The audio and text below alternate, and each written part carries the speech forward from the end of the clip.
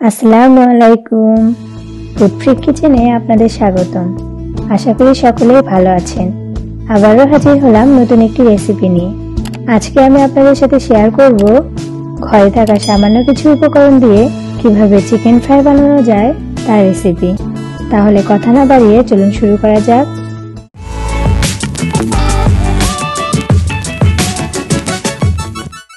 Chicken fry বানানোর জন্য এখানে আমি 8 পিস চিকেন এরকম সাইজ করে কেটে নিয়ে ভালো করে ধুয়ে নিয়েছি। এখন এর ভিতর দিয়ে দিচ্ছি 3 চা চামচ সয়া সস, 1.5 চা চামচ রসুন বাটা, 1.5 চা চামচ আদা বাটা, 1 চা চামচ মরিচের গুঁড়া, 1/2 চা চামচ কালো গোলমরিচের গুঁড়া, 1 চা চামচ গরম মশলার গুঁড়া ও স্বাদ মতো লবণ। লবণ একটু বুঝে শুনে দিবেন, কেননা সয়া সসে লবণ থাকে। এখন সবগুলো উপকরণ খুব ভালো করে মাখিয়ে নেব।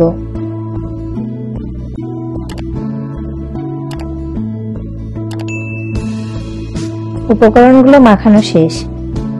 এখন এগুলোকে নরমাল ফ্রিজে 2 ঘন্টা ম্যারিনেট করে রেখে দিব। তবে আপনাদের হাতে সময় থাকলে আরো বেশি সময় ম্যারিনেট করে রাখতে পারবেন। ফিরে আসলাম 2 ঘন্টা পর। এখানে আমি কোডিং এর জন্য মেজারমেন্ট কাপের 2 কাপ ময়দা নিয়েছি, আর এখানে 1 কাপ গরুর দুধ নিয়েছি। দুধগুলোকে হালকা গরম করে ঠান্ডা করে নিয়েছি। তবে আপনারা চাইলে দুধের পরিবর্তে পানিও ব্যবহার করতে পারেন। এখন ময়দাগুলোর ভিতর দিয়ে দিচ্ছি 1/2 চা চামচ কালো গোলমরিচের গুঁড়া, 1 চা চামচ মরিচের গুঁড়া, 1/2 চা চামচ গরম মশলার গুঁড়া ও স্বাদ মতো লবণ। এখন শুকনো উপকরণগুলো খুব ভালো করে মিক্সড করে নিব। এরপর 1 পিস চিকেন ময়দার ভিতর নিয়ে হালকা চাপ দিয়ে কোট করে নিব।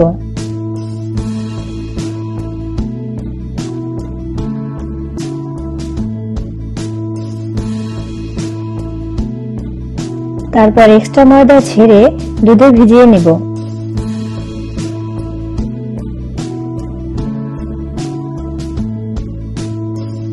দুধে ভিজিয়ে আবার কোডিং করে নেব।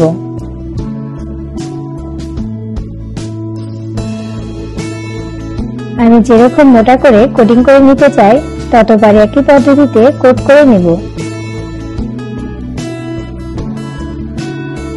আপনারা একটু ভালো করে খেয়াল করলে বুঝতে পারবেন আমি কিভাবে কাজটি করছি।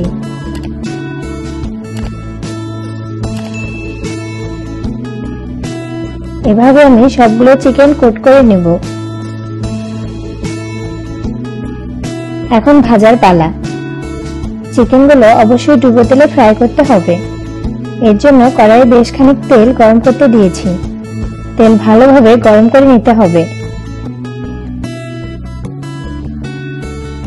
তেল ভালোভাবে গরম হয়ে গেলে এর ভেতর দিয়ে দিচ্ছি 2 পিস চিকেন। বেশি চিকেন একসাথে ভাজা যাবে না, কারণ একসাথে ভাজতে গেলে একটার সাথে আরেকটা লেগে যেতে পারে।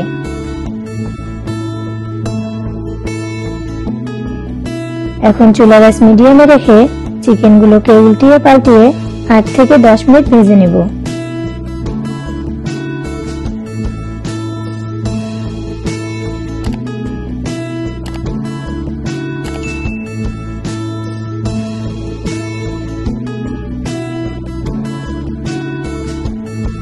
এভাবে আমি সবগুলো চিকেন ভেজে নেব।